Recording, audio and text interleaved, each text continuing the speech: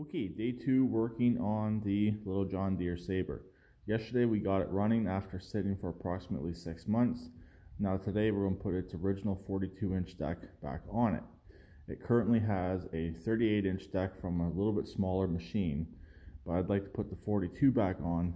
In my opinion, these machines are more valuable with a 42-inch over the 38-inch.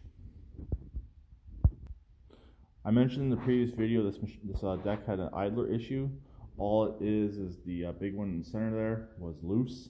I'm wondering if that's what the issue was all along and he just didn't notice it, or he noticed it and he already had the other deck in place and didn't bother putting this deck back on. But both spindles, the 2-spindle deck, spin nice and freely. Everything else all moves on this deck really nicely as well. It is a lever engagement, so there's no cables, nothing like that, nothing like the newer Craftsman's. I don't know exactly how old this machine is, but it's not terribly old. It still has a lot of life left in it. So this is really my first time actually working and owning a John Deere Sabre. I've owned John Deere's in the past, but never the Sabre model. So first off, I got the deck dropped all the way down, and I'm going to proceed to removing the deck. I believe it's 4 mounts, 2 at the front, 2 at the back, and then the engagement. From looking at the other deck, that's what it does appear to be. So I'm going to proceed to start and take off the deck, and we'll see what happens. Okay, like I mentioned, I've never worked on a Sabre before. I was at the house when he installed the 38-inch deck on this machine, but I was busy doing something else, so I didn't really pay attention on how he did it. But it's kind of an interesting setup. It's not a quick change in any fashions, but what it uses, these 2 back bars right here and here, these go up against the frame, and these are used to raise and lower. These attach into the raise and lower system, and these slip up into that system as well. Then it uses 2 pins like this up here that go up into the frame. So that goes in through like that, but from the other side. So really, you got to remove the two cotter pins at the back. These will come out, 1 on each side.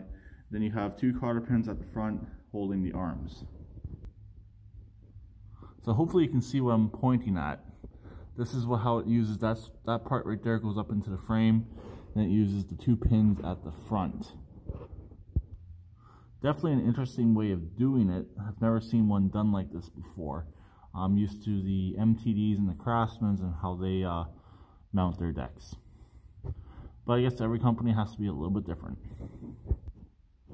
Okay, got the 38-inch deck off, and I made an interesting discovery. It's solid.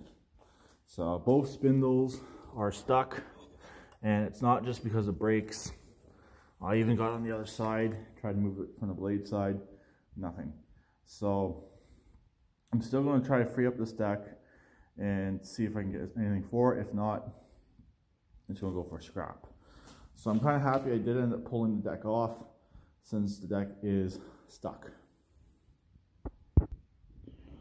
Okay, I think I got the belt routed for the deck correctly, but it is going to be too small if this is the way the belt needs to be routed. Really, this is the only way that works and that looks right. So I'm either going to have to try and find a longer belt in my hoard, or order one. But as you can see, the belt only reaches to right here. That's under full strain. So I think that's where I'm going to leave off on this video for right now on this here. If I do end up finding a longer belt, putting it in place and making it work, I'll do an update to this video, and most likely I'll post a video showing how to route these belts.